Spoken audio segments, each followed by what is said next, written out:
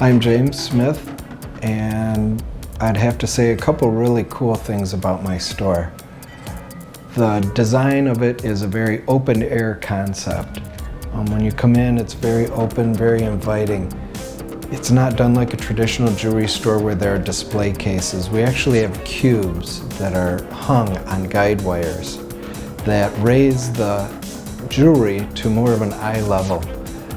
The cubes are lit with a low voltage lighting, so it really highlights each and every piece in the cube.